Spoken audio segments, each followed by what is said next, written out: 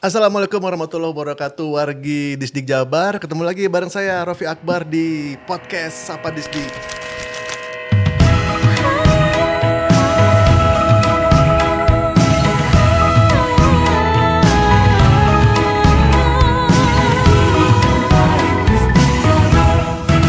Dan seperti biasa di podcast Sapa Disdik ini selalu saya ditemani oleh narasumber yang gak kaleng-kaleng, yang keren. Dan untuk kali ini saya sudah ditemani narasumber yang sangat jelita. Dan tentunya akan mengangkat topik juga yang memang sekarang lagi menjadi perhatian banyak orang.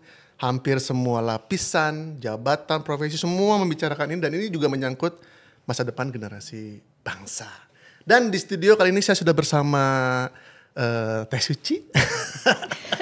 Yang jelita ini wargi Disdik ya. Teh Suci, apa kabar? Halo Kang Rofi. Sehat ya? Alhamdulillah sehat walafiat. Nah, wargi Disdik nih, Teh Suci ini siapa? Gitu. Kemudian kenapa ada di sini? Kita mau ngobrolin apa, Sok? Sebenarnya bisa cerita dulu. Teh Suci ini sekarang di mana? Posisi terakhir saya kan ketemu masih guru ya? Iya. Di mana?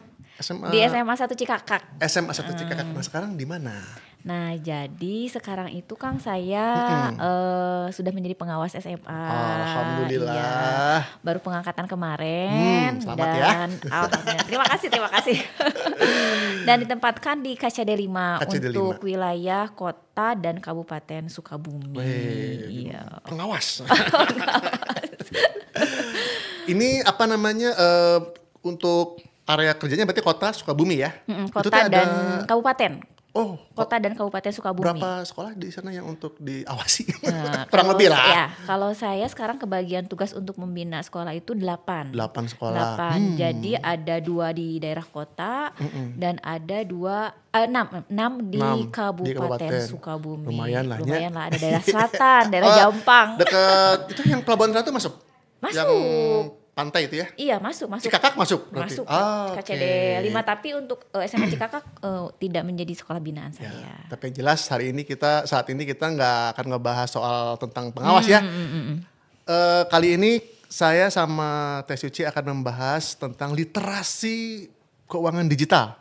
Betul ya? Literasi keuangan.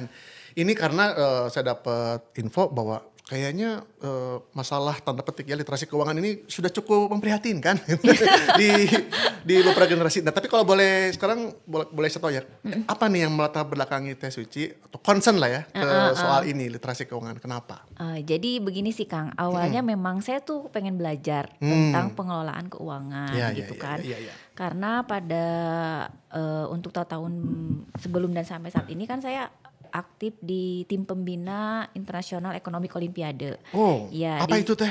Olimpiade Ekonomi Internasional memang pesertanya tuh anak-anak SMA kan yang dari lulusan OSN. Okay. Nah, hasilnya itu memang juga anak-anak kita itu belum bisa bersaing secara maksimal dengan negara-negara lain, terutama di business case dan literasi finansial. Nah, tuh saya berpikir kan ini kan anak-anak yang keren tuh ya. Saya ngajar juga di daerah. Saya pengen juga anak-anak yang di daerah pun juga merasakan bagaimana pengelolaan keuangan itu yang baik dan benar seperti apa. Meskipun memang di kurikulumnya tuh belum ada sih secara spesifik gitu kan ya. Nah, kalau misalkan saya pengen ngajarin ke anak-anak, berarti saya juga harus belajar dong gitu kan ya. Nah, akhirnya saya mulai giat gitu menyuarakan tentang literasi finansial. Artinya sih saya mau ngajak belajar bareng-bareng, tidak bermaksud untuk menggurui. Jadi 2025 ini Teh Suci mengalokasikan sekian energinya untuk belajar itu ya, literasi finansial. Berarti untuk siswa, guru atau umum sih sebetulnya. Umum ya? Iya, jadi di situ ada objeknya tuh umum dan memang siswa. Kebetulan juga saya kan ikutan kemarin seleksi untuk brand ambassador guru penggerak literasi finansial yang diadakan oleh Bank BTPN. Kalau sekarang SMBC dan Yayasan Kampus Pemimpin Merdeka. Saya terpilih Kang. Saya terpilih di daerah Kabupaten Sukabumi itu ada 2. Ada saya dan ada satu lagi teman saya juga. Namanya Suci juga dari SD. Gitu. Jadi memang juga ada tugas juga sih gitu untuk mengkampanyekan atau menyuarakan bagaimana literasi finansial ini. Oke, Teh. Nah, sebelum kita ngobrol berikutnya nih. Di dalam konteks atau di Sukabumi deh katakannya, di tempat Teh Suci berada gitu, sekolah-sekolah. Sebetulnya apa yang Teh Suci lihat nih? Permasalahan atau persoalan terkait literasi tadi ya, keuangan itu, baik itu di siswa atau di masyarakat atau masyarakat pada umumnya, itu gimana kalau Teh Suci melihatnya? Bahwa ini harus nih Rof dikasih pengetahuan, keterampilan tentang literasi keuangan karena ada masalah. Nah, melihat itu gimana? Iya. Nah, saya kan lihatnya helikopter view gitu ya. Ya, nah, jadi berbagai faktor ya. Gitu, berbagai faktor. Yang pertama tadi, karena memang masih minimnya literasi finansial untuk anak-anak secara nasional. Nah, kemudian berdasarkan data OJK juga, usia 19 tahun sampai 34 tahun ini ternyata yang berkasus pay letter dengan kredit macet itu di usia itu. Oh, iya? Di usia itu. Terus kemudian juga di lingkungan sekitar gitu ya. Nah, karena kemajuan teknologi yang begitu pesat nih Kang Ropi ya. Nah, ada anak-anak sekarang itu mungkin lebih pintar gitu ya. Kalau tentang informasi mereka lebih cepat gitu ya, dibandingkan kita-kita nih. Cuman permasalahannya yang mereka terima itu akurat atau tidak kan kita tidak tahu ya. Mereka bisa menyaring informasi yang mereka dapat belum tentu bisa. Nah, dengan kemajuan teknologi ini ternyata tidak sedikit kasus-kasus yang anak-anak kita bahkan mungkin teman-teman kita yang menjadi korban gitu mengenai keuangan ini. Jadi tidak semuanya mereka menggunakan fasilitas kayak pay letter tadi itu untuk kebutuhan. Jangan-jangan hanya karena ikut tren atau ikut-ikutan iya nggak sih? Kayak gitu? Jadi gini Kang, karena tadi ya kemajuan teknologi yang begitu pesat gitu kan. Nah, ada yang pola kita konsumsi itu berubah. Gimana tuh maksudnya? Nah, jadi yang dulunya mungkin kita tuh secara cash gitu ya, kita harus pergi dulu ke mall, kita harus pergi dulu ke warung. Sekarang dengan gadget sudah bisa dan itu promonya itu kan gede-gedean potongan harga 50%, potongan harga gede-gedean, diskonnya, terus tanggal kembar gitu kan ya, itu kan. Harbolnas apa itu? Nah, tanggal kembar yang kadang kita itu sebetulnya kita udah punya, itu bukan kebutuhan utama kita karena kita tergiur gitu kan ya menjadi oh ini seneng nih mengpeng atau lagi diskon nih dengan harga yang lagi turunnya jauh terus tanpa kita sadar klik tiba-tiba tagihan berebet aja. Akhirnya kan pola itu membuat kita itu boros ya, tidak bisa menahan diri gitu. Kadang-kadang yang dibeli itu tadi bukan karena kita butuh, tapi karena istilahnya FOMO. Iya, FOMO. Wah, itu udah beli kenapa saya belum? Bener nggak sih? Iya benar kayak gitu. Dan anak-anak kan sekarang itu mereka itu punya idola, punya influencer. Nah, yang mereka ikutin idolanya itu dengan gaya hidupnya mungkin ya, Kang Punten ya. Sudah benar atau tidak? Jadi standar kehidupan itu medsos. Idola saya udah ganti handphone nih pakai ini. Idola saya pakai skincare ini. Padahal di rumah masih ada skincare yang lama. Gitu. Sepatu misalnya. Tas. Atau dulu mah kemarin ada yang lagi rame tuh boneka-boneka yang digantung-gantung. Aksesoris yang sebetulnya nggak pakai itu juga hidup baik-baik aja gitu. Ya kan? Ya kan? Dia nggak beli aksesoris buat tas atau sepatu juga. Ya hidup berjalan dengan tetap seperti biasa. Bumi tetap berputar gitu maksudnya. Dan itu teteh melihat di Sukabumi yang tadi usia berapa? 19 sampai 34 itu sebetulnya bukan Sukabumi sih ya. Nasional ya? Nasional gitu. Di sekolah ini gimana? Di lingkungan sekolah gimana keadaannya? Kalau di lingkungan sekolah secara umum lah. Secara jangan sekolah saya ya, saya nggak secara enak umum ya. Aja. Secara umum aja ya. Secara umum aja sekolah. Kan konteksnya kita ini pengelola sekolah. Nah, yang saya perhatikan gitu ya di lingkungan sekitar dan juga di berita-berita gitu kan ya. Memang itu tadi anak-anak itu terbawa dengan FOMO, walaupun tidak semua. Tidak semua. Iya, tidak semua. Ada juga memang dengan maraknya digital dan teknologi ini, mereka itu sebetulnya cukup dengan informasi ini mereka bisa belajar literasi finansial. Ada yang seperti itu.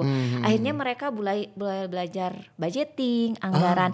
Ada gitu kan ya. Itu lewat kegiatan di sekolah atau mereka mandiri aja gitu cari ada sana kemari? yang memang lihat di medsos gitu kan, karena sekarang di YouTube juga banyak ya. gitu. Ada juga yang memang diarahkan dari sekolah. Kalau di sekolah kan untuk mata pelajaran ekonomi itu juga ada sih yang mengarah ke literasi finansial gitu ya. Bagaimana kita menentukan keinginan dan kebutuhan. Nah itu. Itu. Banyaknya keinginan. Nah itu sebetulnya di ekonomi juga sudah mengarah ke situ, cuman memang tidak terlalu dalam gitu Kang. Ya.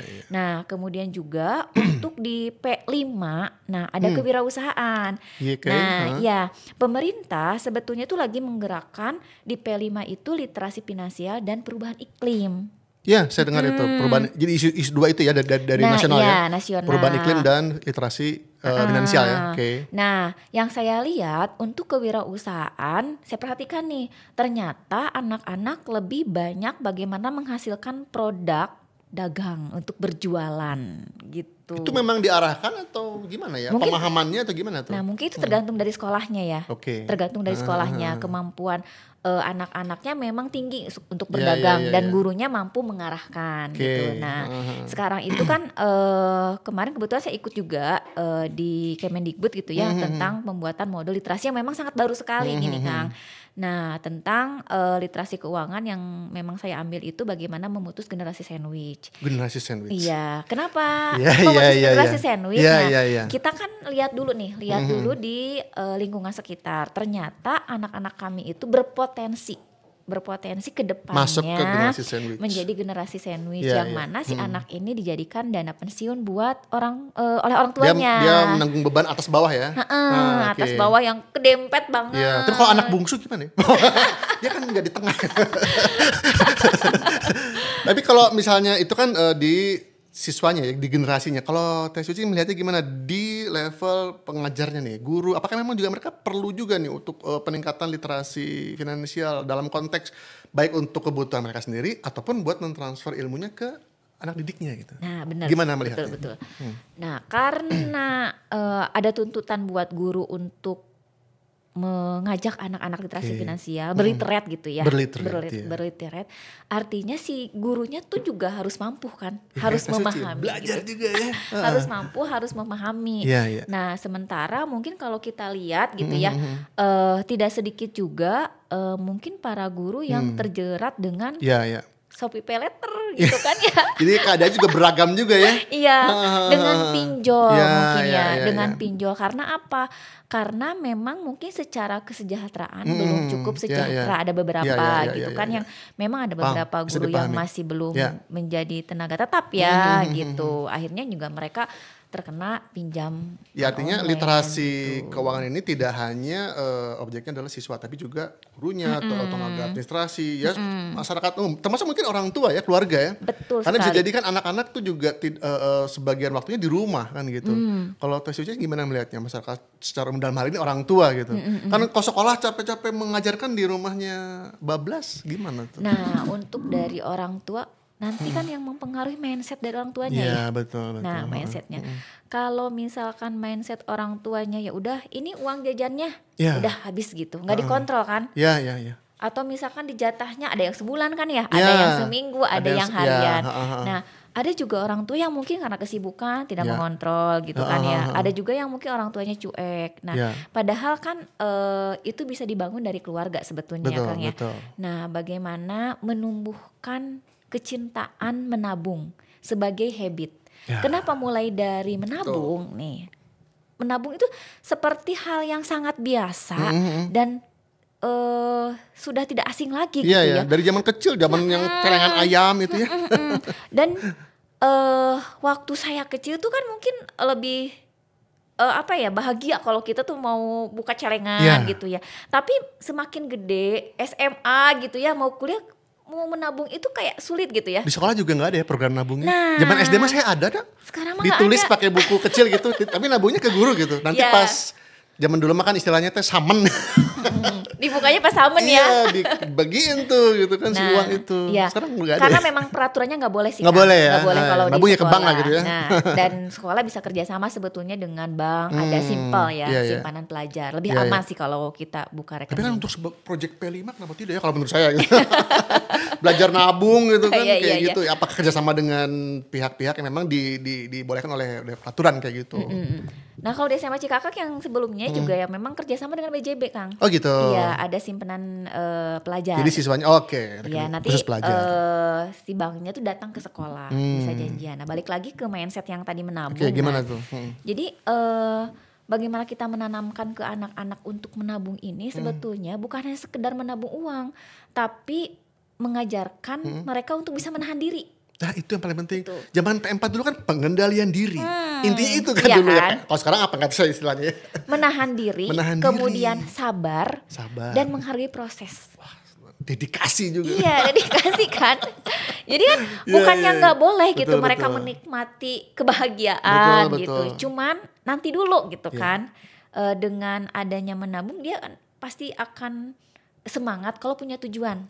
Saya pengen ganti gadget. Nih, nah, gadget saya harganya misalkan 3 juta, saya mau nabung, target saya nabungnya misalkan setahun nih, karena nanti waktu lebaran saya dapat THR nih dari om, dari tante, dari ini gitu kan ya, saya mau nabung nih, itu kan ketika ada sebuah tujuan, mereka pun juga akan menyisihkan uang tabungannya, tidak hanya sekedar, saya ikut-ikutan nih mau belanja. Ya atau mumpung ada diskon atau pay letter, jadi harus beli hari ini kan tidak harus ya.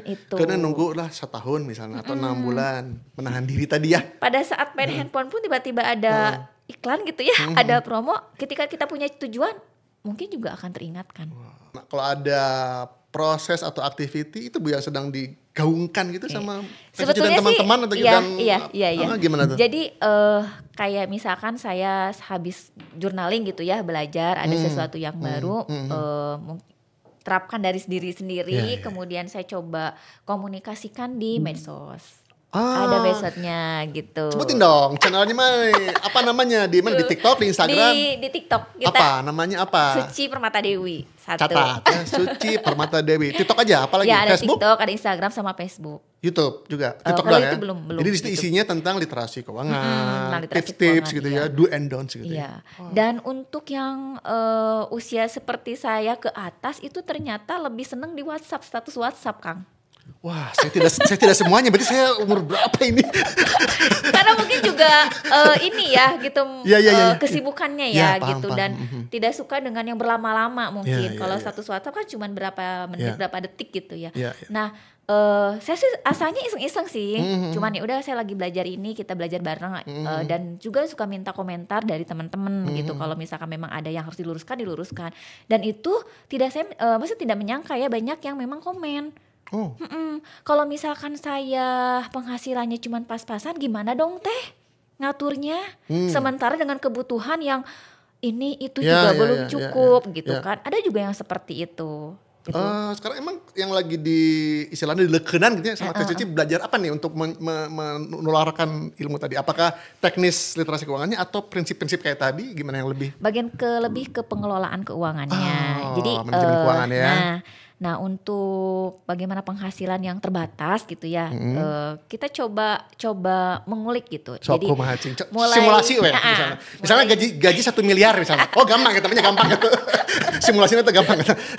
Cukup mata. Nah kayak misalkan mulai dari pendapatan kita per bulan itu. Nah yang dialokasikan yang pertama adalah minimal kegiatan sosial dulu. Pertama adalah kegiatan sosial. Contohnya? Yang pertama 2,5% itu untuk zakat. Oke. 2,5% ya zakat. Kemudian, nah kalau misalkan memang udah 2,5% minimal kan 2,5%, saya pengen ngegedein nih. Oke lah, misalkan 10%. Nah, berarti kan ada sisa tuh 7,5. Berarti bisa infak, sodako, atau misalkan hal yang lainnya. Nah, saya poskan nih 2,5 sampai 10% aktivitas untuk sosial kita ya. Gitu. Tapi kalau misalkan ternyata keuangan kita pas-pasan minimal zakat lah udah. Dan selesai. itu berlaku juga untuk uang jajan ya misalnya. Bisa. Misal anak di 1 minggu misalnya dikasih 1 juta misalnya gitu kan ya. Kan 2,5% 25.000 gitu. Iya, Oke, setelah itu apa lagi alokasinya? Nah, habis itu berarti kan living nih. kebutuhan kita, kebutuhan pokok mulai dari makan kan, listrik, kemudian air dan lain sebagainya. Kalau misalkan cicilan masuk kemana tuh? Cicilan? Nanti, nanti. belum. Kebutuhan yang pokok dulu, listrik, air, makan gitu kan ya. Nah itu internet juga mungkin. Iya, internet pokoknya kebutuhan pokok ini adalah kebutuhan yang memang harus kita penuhi. Kalau itu nggak ada, udah nggak bisa hidup rada pincang ya. Ya gitu.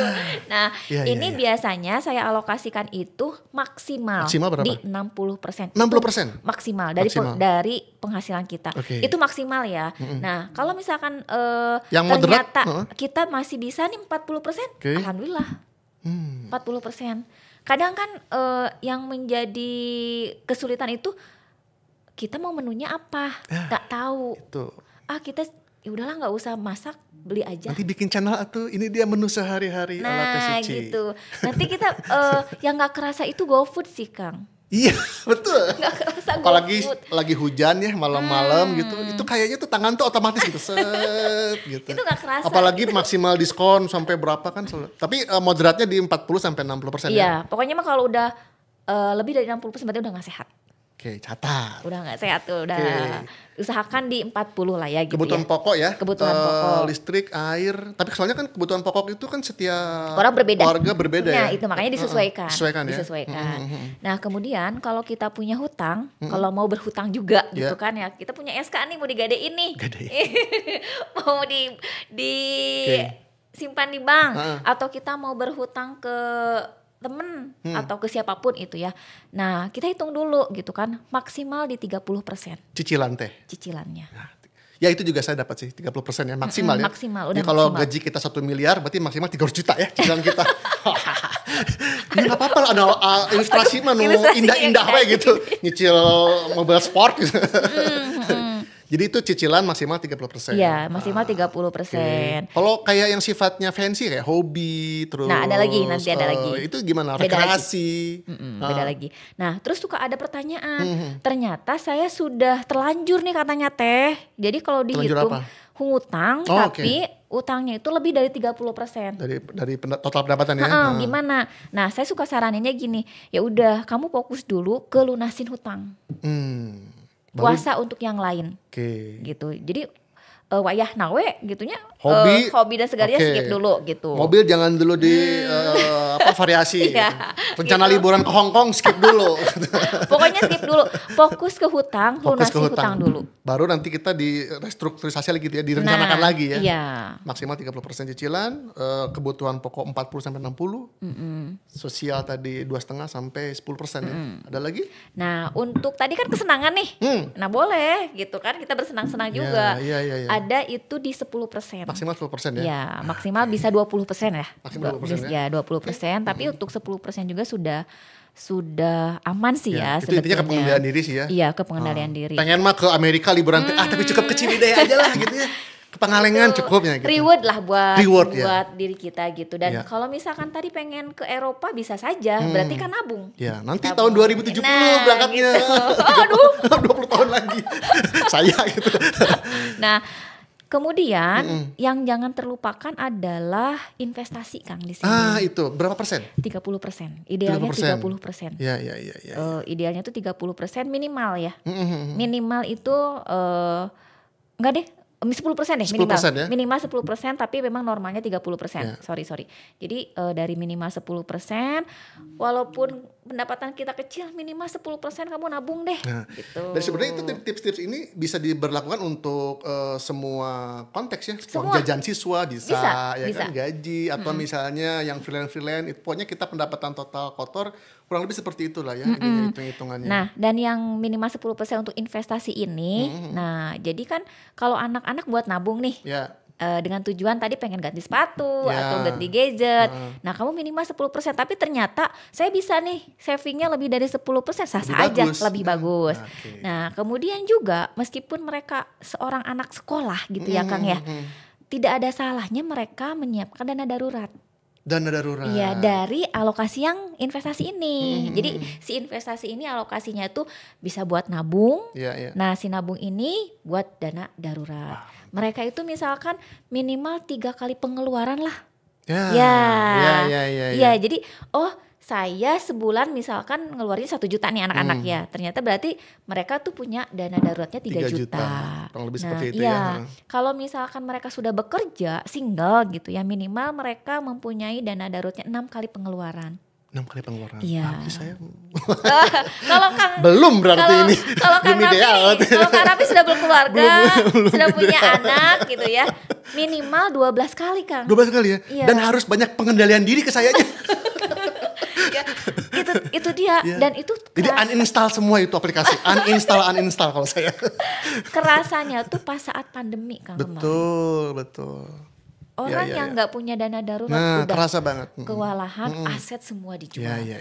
Tapi ketika punya dana darurat kan ya, Ya. untuk mungkin sebulan, 2 bulan, 3 bulan gitu, mereka masih aman. Ya. Karena itu punya dana darurat itu. Dana darurat tidak harus selalu cash kan. Betul. Jadi bisa nanti misalkan diinvestasikan di dana pasar uang, Ya. atau misalkan dalam bentuk LM gitu Ya. ya. Nah, itu bisa saja. Dan si anak ini gitu ya, apalagi sekarang anak-anak SMA itu udah canggih-canggih. Canggih. Malah mereka itu kenal dengan kripto. Nah, Ya. ini yang saya takutkan adalah mereka FOMO. Ya, Ikut-ikutan ikut-ikutan. Itulah kripto makanya tadi yang ini. Teh Suci bilang bahwa mindset itu penting banget ya. Sebetulnya tidak ada yang salah dengan teknologi, Betul, ya kan? tidak ada yang salah, salah tidak ada dengan yang salah. aplikasi-aplikasi itu, ya kan? Yang salah kadang-kadang manusianya. Nah, Segala diinstal, segala diikutin ya. Ya FOMO tadi itu. Jadi kalau untuk kayak aplikasinya, teknologi sebetulnya ya itu bagi keniscayaan ya. Kita tidak pernah bisa menolak itu kan gitu. Karena kita akan selalu bertemu dengan itu, ya kan? justru kan kalau misalkan anak-anak sekarang mampu memanfaatkan digital, nah jadi mereka itu pengelolaan keuangannya bisa berbasis digital. Oke. Kalau dulu mungkin orang tua kita pakai amplop. Ya, Ini untuk bayar listrik, ya. ini untuk makan gitu ya. Nah, kalau sekarang kan mereka sudah digital. Mereka bisa punya m-banking. Iya. Kan? M-banking. Kemudian mereka punya e-wallet. E-wallet, ya. Nah, untuk nabung saya misalkan di m-banking nih. Ya. Ini rekening ini pokoknya Ya. jangan digunain untuk apa-apa. Ya. Untuk jajan, Untuk saya jajan pakai di e-wallet e-wallet, gitu. ya. Iya, gitu. Untuk investasi mereka juga bisa Ya. menggunakan aplikasi digital. Aplikasi. Banyak Ya. sekali. Saya juga pernah kok ngobrol sekilas lah sama siswa di Cimahi gitu, SMA. Dia dapat uang saku sekian, dia 10% sampai 20% buat investasi lewat aplikasi-aplikasi Nah, macam-macam itu. itu. Kurang lebih seperti itu ya. Teh ini seru banget kalau diterusin nggak beres-beres ngobrolnya. Tapi artinya saya udah dapat lah insight-nya. Iya, Mungkin di sesi terakhir ini Teh Suci bisa kasih tips, trik gitu ya buat siapapun, buat siswa, buat guru, buat orang tua dalam rangka pengelolaan keuangan ini yang lebih ke mindset tadi. Iya. Mindsetnya apalagi nih yang perlu dipahitkan lah gitu nya. Iya, Kan kalau kayak teknis kayak tadi 10%, 40% aplikasi sebetulnya itu insight-nya udah bagus dan tiap orang bisa menyesuaikan gitu kan. Tapi kan yang paling sulit menurut saya adalah mindset tadi. Biar nggak FOMO gimana gitu kan ya. Biar kita bisa mengendalikan diri teh kumaha kan gitu. Nah, silakan tadi sesi terakhir tips pesan untuk semuanya. Oke. Jadi belilah barang yang memang kebutuhan kamu. Oke, setuju. Bukan kebutuhan orang lain. Artinya bukan mencari validasi orang lain. Ya. Gitu. Sesuai dengan memang kamu perlunya A, ya udah kamu beli A. Nah, ketika membeli sesuai dengan kebutuhan, balik ke skala prioritas. Antara kamu harus bisa membedakan mana keinginan dan mana kebutuhan. Bukan tidak boleh membeli keinginan, tapi lihat keadaan kondisi kita, sesuaikan dengan keadaan keuangan kita. Ya. Kalau memang belum cukup untuk memenuhi keinginan kamu, maka penuhi dulu kebutuhan. Itu yang pertama gitu ya. Itu kan mindset banget gitu ya. Yang harus bisa membedakan antara keinginan dan kebutuhan. Kemudian nanti bisa skala prioritas. Nah, yang kedua adalah membuat anggaran. Membuat anggaran. Nah, kamu gitu ya, si anak-anak ini nih atau siapapun juga bisa membuat anggaran. Sebulannya itu kebutuhannya buat apa aja? Ditulis lah ya. Iya, ditulis dulu gitu. Oh, buat beli alat tulis sekian, untuk les sekian, untuk peningkatan keahlian misalkan saya pengen jadi kayak Kang Ropi nih, public speakernya pengen bagus, berarti kan ada budget tuh ya. Nah gitu kan. Nah itu kan, kalau kita sudah menulis perencanaan, kita bisa budgeting. Kita sudah tahu gitu kan ya, pengeluarannya mau kemana aja. Dan harus komitmen ya. Dan setelah harus ditulis, komitmen. Dilaksanakan. Nah harus komitmen.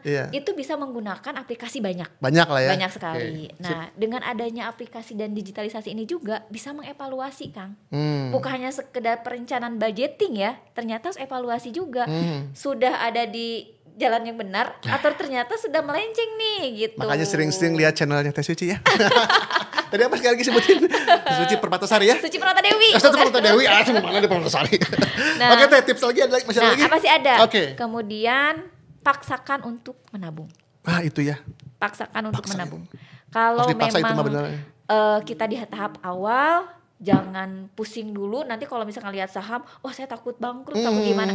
Udah cari aman, menabung dulu aja. Nabung yang bahkan yang menabung manual juga konvensional. Nggak apa-apa. Oke lah ya, nabung misalnya sehari misalnya sejuta kan 1 tahun 300 juta. Untuk menumbuhkan habit kita gitu. Pokoknya menabung dulu. Kalau memang dirasa sudah terbiasa dengan habit menabung, bolehlah belajar tentang investasi. Oke, gitu sepakat. Wah, luar biasa ini ilmunya. Terima kasih banget ya Teh Suci udah hadir di studio Sapa Distrik. Ada lagi yang sebutin disampaikan? Dan semoga ini bermanfaat obrolan saya sama Teh Suci kali ini mengenai literasi finansial. Dan kita bisa mengurangi atau menghapuskan generasi sandwich tadi ya.